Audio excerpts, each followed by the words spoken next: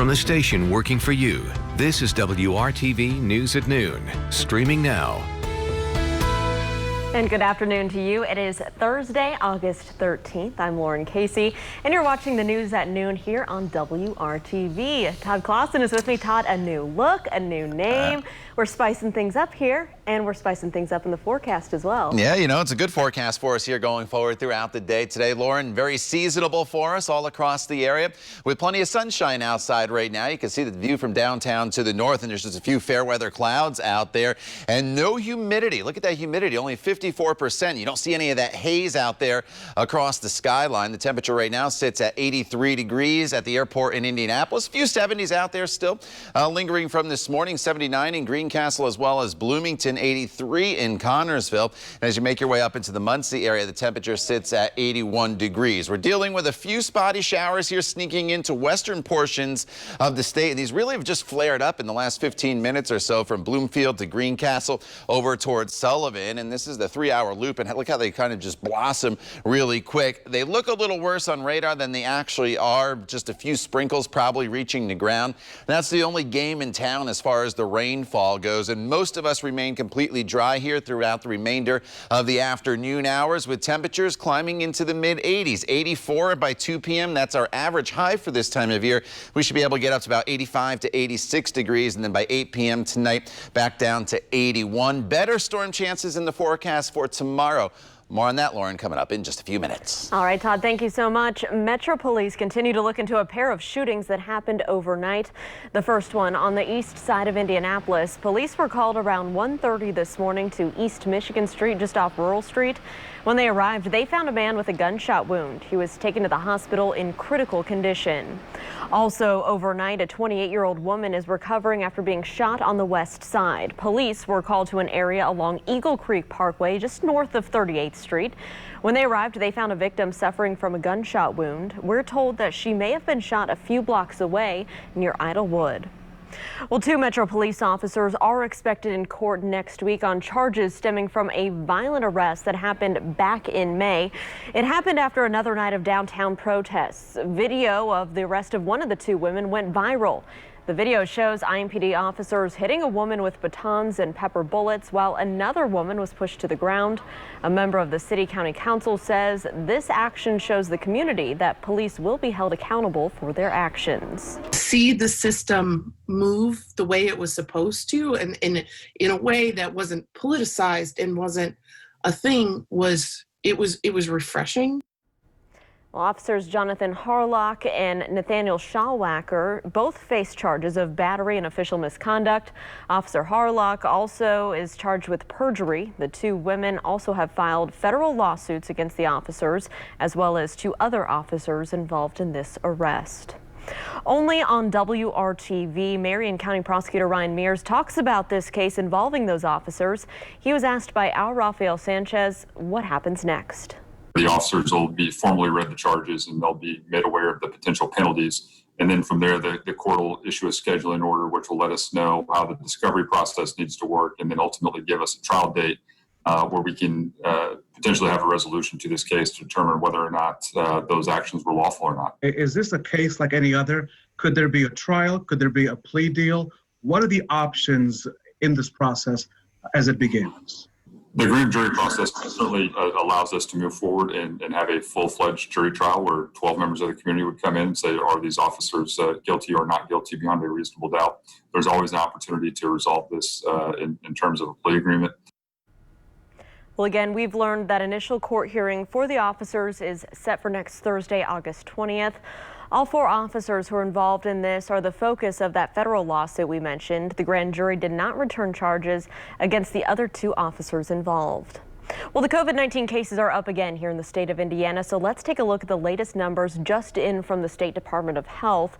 1,046 new cases reported today, putting the state back above the 1,000 mark after 3 days of being below that number.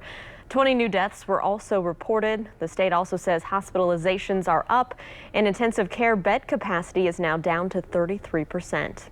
Also this midday, new claims for unemployment are still high, but they continue to fall. Here in Indiana, just over 10,000 Hoosiers filed for unemployment last week. That's still above the normal, but it's the lowest number of claims since businesses began laying off workers back in March. Nationally, the Labor Department says 963,000 Americans filed for unemployment for the first time last week. That's the first time that number has been below the 1 million mark since the middle of March. Tonight, Indianapolis Public Schools is hosting a virtual meeting to help families with remote learning. IPS's delayed school year will begin with all virtual learning on Monday. The district is spending more than $16 million to provide electronic devices to make sure that all students can learn virtually. That meeting will be held at 5 o'clock this evening, and it will be on Zoom. You can find out more information on how to take part at myips.org. Well, the engines are roaring again at the Speedway. Our Brad Brown is live at IMS this midday as Indy 500 qualifying will be here before we know it. Hey, Brad. That will be on Saturday, Lauren. Day 2 of practice today, a little faster than day number 1. We will take a look back at the opening day and some of the quick speeds here. By the way, we're going to need these as much as anything. Todd Clausen, the weather's holding up here well. Looks like that'll be the case for the rest of the day as well. Yeah, I think you should be pretty good there at the track. No doubt about that there, Brad. There's a few showers just west of IMS, but that's where they should stay here as we work our way throughout the remainder of the afternoon hours. All in all, it's a pretty good forecast for us, not only today, but the long-range forecast has some treats in it for you as well. We'll talk all about it when the news at noon continues right here on WRTV.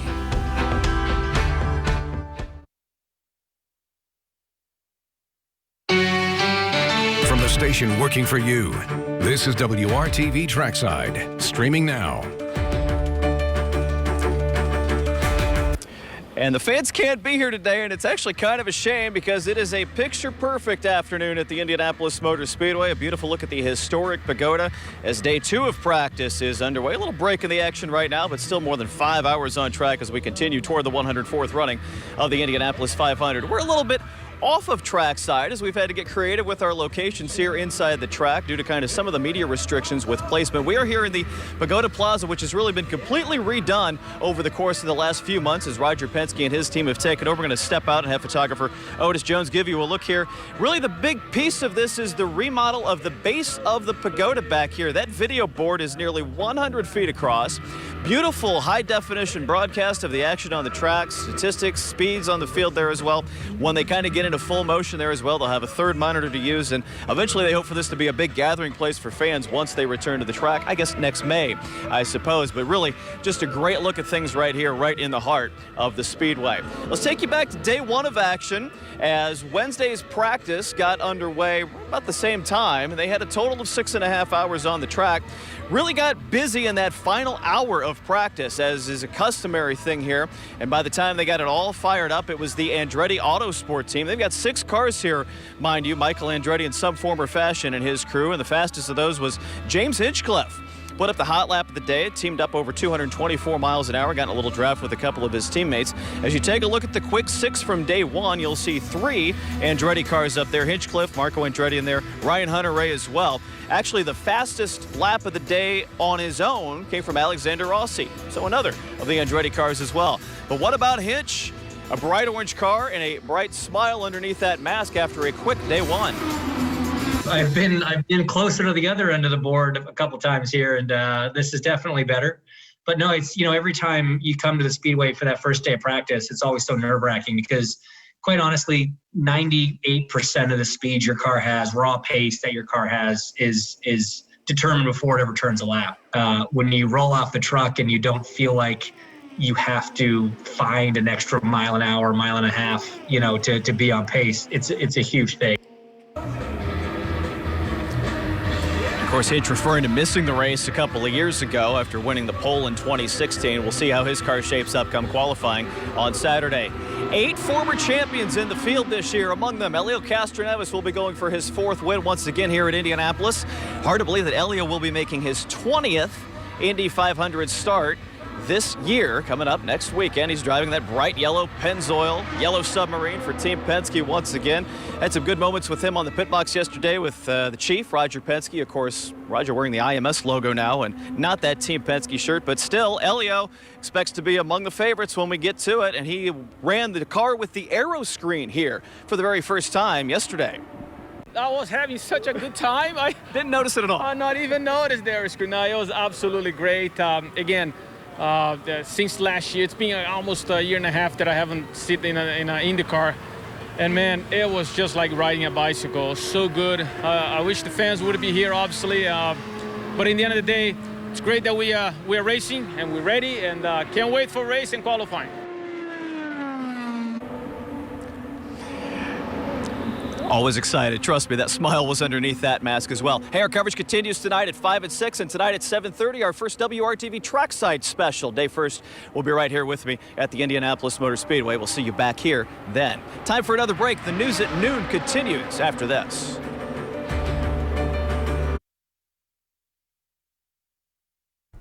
Welcome back. Governor Holcomb has confirmed he will not extend the eviction moratorium again like he did earlier this summer. It will now end tomorrow. So that means landlords may begin the eviction process for tenants who have been unable to pay their rent due to COVID-19. Our own Megan Sanctorum found out how this impacts families and how some local organizations are stepping up to help. Really just super stressful thinking about, what now? Many Hoosiers, like this woman who asked not to be identified, are finding themselves in a tough spot. The pandemic leaving them without a job or with a reduced income. With my reduction to 50% of my income, it has been significantly different. She's not alone. It's heartbreaking. It's absolutely heartbreaking. Bill Bickle is the program director at Holy Family Shelter. He says they've seen an increased need due to the pandemic, and it's expected to increase even more after the eviction moratorium is lifted on Friday. The moratorium itself has held off a number of families that otherwise would have become literally homeless on the street. The shelter itself is already at capacity, so they're working to place families in extended stay hotels and provide them with everything they need to get by. Meanwhile, families are making cuts in their budget, saying the ability to pay rent is most important. You want to know that you have a safe home to be in, and you can count on that, and your family can count on that. Many organizations, churches, and shelters like this are stepping up to also help negotiate payment plans between families and landlords to prevent evictions and keep people in their homes, especially once the eviction moratorium is lifted. I think the need for families regarding these services is going to be cataclysmic. One woman's advice to others in her position: do a lot of research and make a lot of phone calls, and there are people willing to help. It's just finding the right one. Working for you, Megan Sanctorum, RTV6. Megan, thank you. Now, the governor is directing people to the state's rental assistance program. He says $40 million was added to that program in just the last week.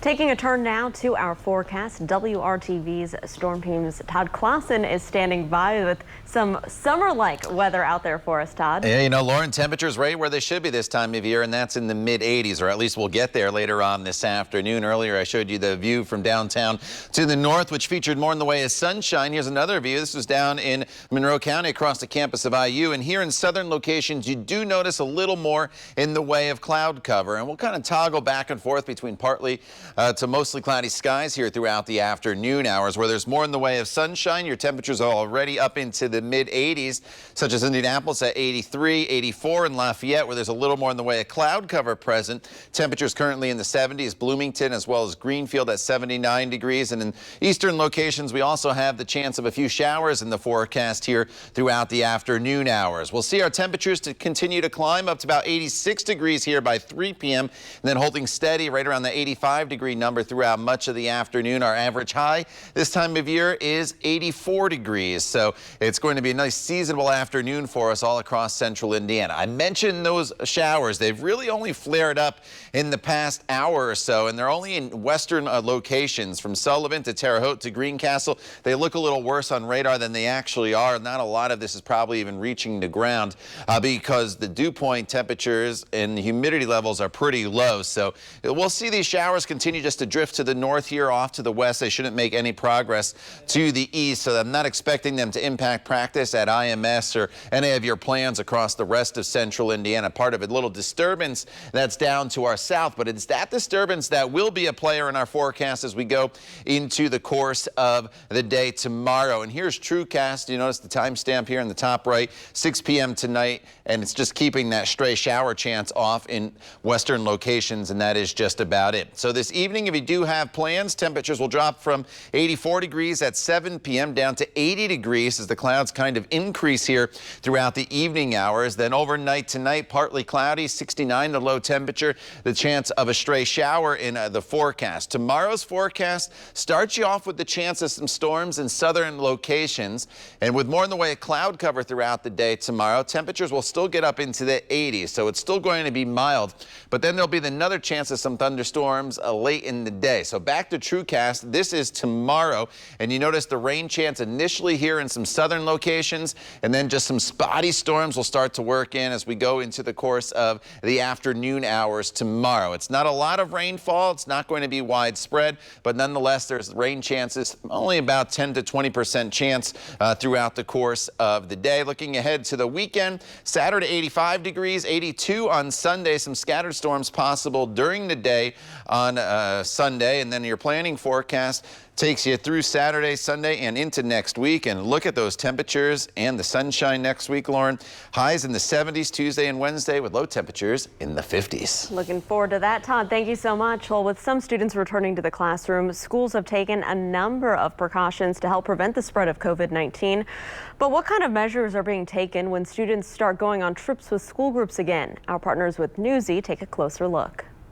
As the school year starts, you might be wondering about the risks of getting sick with COVID-19. We asked the experts, what's the risk of a field trip? Their take, the risk of contracting COVID-19 from a field trip is high risk. Any travel increases your risk.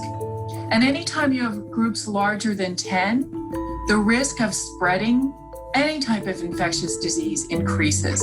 In addition to actually riding the bus, you're actually also going to another location where they may or may not have all the same safety procedures in place that you have at your school. One thing that could be done is increase the number of teachers or chaperones that go on those field trips so that kids can be broken down into smaller cohorts together, so that way there are fewer of them that are clustering together.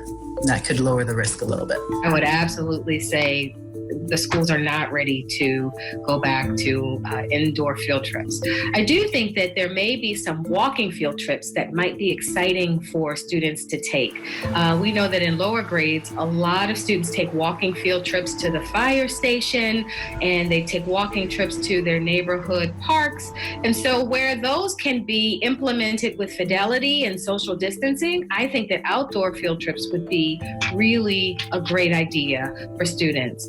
But I do think that having indoor field trips to like museums and aquariums, that might be a bit off limits for now. For more answers on what is low, medium, or high risk, visit newsy.com/what's the risk.